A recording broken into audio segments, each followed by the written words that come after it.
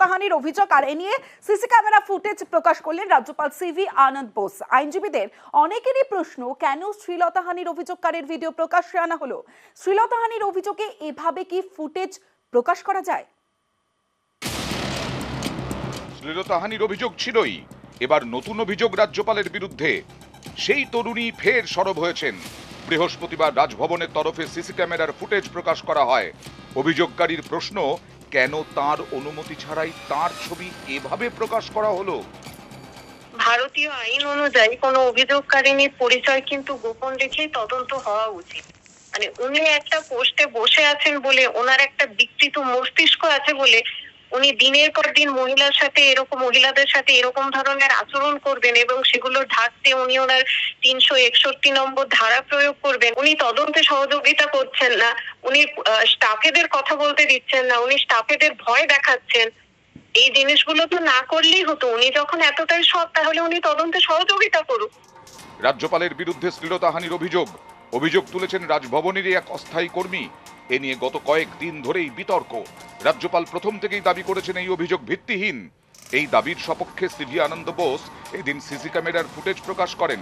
যে ফুটেজে অভিযোগকারী তরুণীকে রাজভবনের নর্থ গেটের কাছে পুলিশ পোস্টে ঢুকতে দেখা যায়। এতে নতুন করে বিতর্ক তৈরি হয়েছে, কারণ আইনজীবীদের অনেকেই প্রশ্ন তুলছেন, যিনি শ্লীলতাহানির অভিযোগ করেছেন তার ফুটেজ কি এভাবে প্রকাশ্যে আনা যায়? তার অনুমতি ছাড়া কোনোভাবেই কোনো ফুটেজ কিন্তু প্রকাশ্যে আনা যায় না। এটা কিন্তু আমি রাজভবনের ঘটনার জন্য বলছি না, এটা হচ্ছে বেসিক আইন বা একটা রাইট টু প্রাইভেসি বলে একটা বিষয় রয়েছে। রাইট টু প্রাইভেসি মানে হচ্ছে without the permission of somebody, তার কোনো প্রাইভেট মুহূর্ত বা তার যে কোনো পাবলিক মুহূর্ত সেটা কিন্তু সামনে নিয়ে আসার নিষেধাজ্ঞা রয়েছে। কর্মক্ষেত্রে যৌন হেনস্থা রুখতে সুপ্রিম কোর্টের নির্দেশে মেনে থাকে বিশাখা কমিটি। রাজভবনের বিশাখা কমিটি কেন তদন্ত করছে না, এ প্রশ্নও তুলেছেন আইনজীবীদের একাংশ।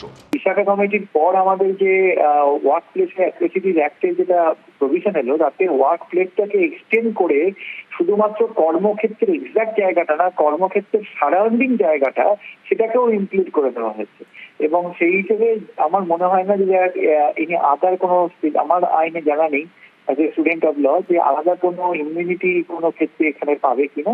কর্মক্ষেত্রে সেক্সুয়াল হ্যারাসমেন্টের আলাদা পুলিশের মতন এটাও থাকছে। অনেকের আবার এও প্রশ্ন, রাজভবনের ভেতরে যেখানে শ্লীলতাহানি হয়েছিল বলে অভিযোগ, সেখানকার ফুটেজ কেন প্রকাশ করা হলো না? কেন বাইরের ফুটেজ প্রকাশ করা হলো?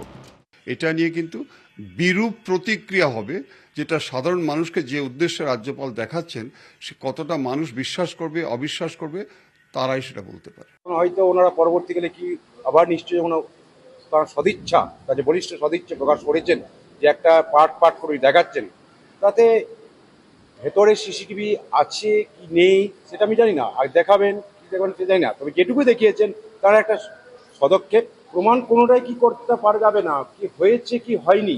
নিউজ 18 বাংলা।